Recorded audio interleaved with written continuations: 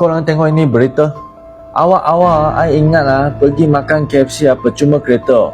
Sebab banyak orang dekat sana tau. Dan saya tengok teliti bukan kereta terus masuk KFC tau. Aduh. So saya tak faham mengapa dia akan jadi macam tu Sesiapa yang tahu sila komen sikit.